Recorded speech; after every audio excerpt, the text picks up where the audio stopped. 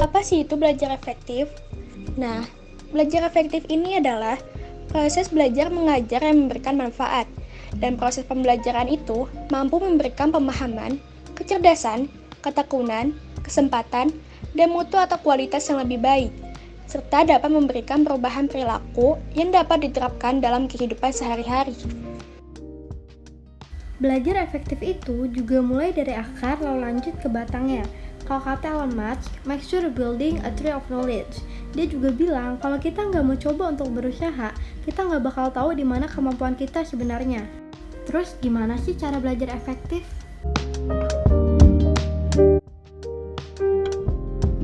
Pertama, kesiapan. Sebelum kita mulai belajar, kita harus banget niat dan doa dulu. Kita harus tahu dulu apa sih goal kita, apa sih tujuan kita belajar ini, keinginan apa yang ingin kita capai. Dan doa ini juga penting loh ternyata. Kenapa? Karena sejatinya ilmu itu dari Tuhan. Oleh karena itu, kita minta sama Tuhan berdoa untuk dimudahkan menyerap ilmu yang akan kita pelajari nantinya. Yang kedua, clean your workspace. Sebelum belajar, kita harus bersihin dulu meja belajar kita sebersih mungkin dan serapih mungkin. Boleh banget kita kasih wangi-wangian seperti parfum atau scented candle. Pokoknya buat meja belajar kamu se-comfy apapun. Karena meja ini yang bakal nemenin belajar kamu sampai beberapa jam ke depan. Dan kalau bersih, pasti kita akan lebih fokus nanti. Yang ketiga, create a study plan. Emang kenapa harus di-plan sih? Emang sepenting itu ya? Banget, supaya kita tahu hari ini kita mau belajar apa, nanti mau belajar apa, besok dan seterusnya mau belajar apa. Jadi kegiatan kita juga terjadwal. Kita juga jadi lebih mempersiapkan diri kita dan otomatis kita akan terus termotivasi buat belajar. Nah, yang terakhir, yang gak kalah penting sama yang lainnya, yaitu tidur atau istirahat yang cukup. Di masa pandemi ini, kita tahu banget nih, pasti banyak banget kan yang habisin waktunya buat main HP, rebahan, bahkan ada yang sampai begadang. Tapi kita harus kurangin itu teman-teman. Selain buat belajar fokus, itu juga buat kesehatan. Kita harus tahu limit kita. Jangan sampai kalian paksakan belajar sampai larut malam. Terus nanti malah sakit, terus buyar di apa yang udah kita pelajarin. Tips yang kedua, cari tahu dulu kalian pembelajar yang mana.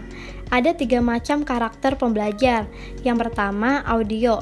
Audio ini cenderung suka mendengarkan materi. Cara belajarnya kebanyakan merekam dan cara mereka menghafal, yaitu mereka melantangkan suara mereka supaya mereka juga menyerap materinya dengan baik.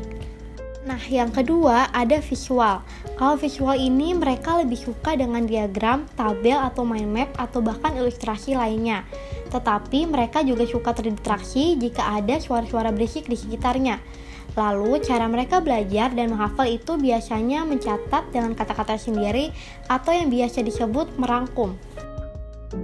Dan yang terakhir ada kinestetik. Kalau kinestetik ini dia cenderung lebih suka praktek langsung di lapangan. Dengan begitu otomatis dia lebih cepat mengingat materinya. Aku juga punya rekomendasi web buat kalian masih bingung sebenarnya tipe belajar gue tuh yang kayak gimana sih. Oke, di sini ada 2. Yang pertama itu 16personalities.com, terus yang kedua ada quipper.com. Nah, nanti keduanya bakal ngasih kalian kayak kuis gitu, dan nanti hasil akhirnya bakal nentuin kalian tuh tipe belajar tuh yang kayak gimana. Nah, ini dia, teknik Pomodoro. Teknik Pomodoro ini tuh sistemnya 25 menit belajar, lalu 5 menit istirahat. Dan ini diulang selama 4 kali. Jadi total belajar kalian sekitar 100 menit. Nah, pada waktu 25 menit itu, kalian usahakan fokusnya sama materi yang kalian lagi kerjakan. Karena nanti juga bakal ada istirahatnya kok yang 5 menit itu. Loh, Kak, kenapa 5 menit? Kok dikit banget? Iya, karena teknik Pomodoro ini mengajarkan kita untuk nggak kebablasan terdistraksi. Jadi 5 menit itu kita habiskan buat istirahat. Kan bisa refreshing main HP, leha-leha, atau apapun itu.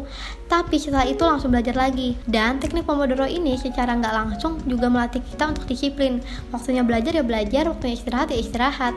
Jadi jangan dibalik ya. Dan kalau kalian kayak merasa keberatan dengan 25 menit ini, misalkan kayak gue kayaknya nggak bisa deh belajar 20 menit ini, kayaknya kelamaan deh. Nah, kalian bisa kok ngukur limit kalian sendiri.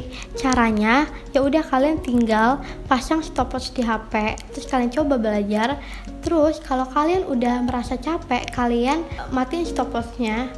Terus kalian di situ bisa lihat sendiri, oh ternyata gue cuma bisa sampai 15 menit ya, ternyata gue cuma 20 menit ya. Ya udah nggak apa-apa, pokoknya jangan paksain diri kalian sendiri. Next, yang terakhir ada space repetition. Jadi, bukannya kita ngebaca satu materi full seharian terus-terusan. Justru nanti kalau kayak gitu, materi yang udah kita baca juga sia-sia dan gak bakal juga kan sampai di otak. Nah, coba deh pakai space repetition ini. Misal, hari ini kalian mau belajar bab 1. Nah, kalian baca aja, kalian pahamin, terus bikin summary. Besoknya, kalian baca ulang summary kalian, terus kalian belajar lagi bab selanjutnya. Seterusnya juga, kalian ulang-ulang lagi materi bab 1 dan bab 2, terus kalian belajar lagi di materi baru lagi. Karena dengan kalian lakukan metode ini, kita tuh bakal terima informasi lebih baik karena kita ulang setiap hari. Coba kalau kalian misal hari ini udah baca, udah kerja keras banget, udah kerja keras ngafalin, terus besok kalian ninggalin. Nah, udah deh buyar semua materinya yang kita pelajarin kan. Padahal kemarin-kemarin kita tuh udah kerja keras banget, udah susah payah buat ngafalin, tapi karena kita tinggalin besoknya, jadinya hilang semua di otak yang udah kita pelajarin.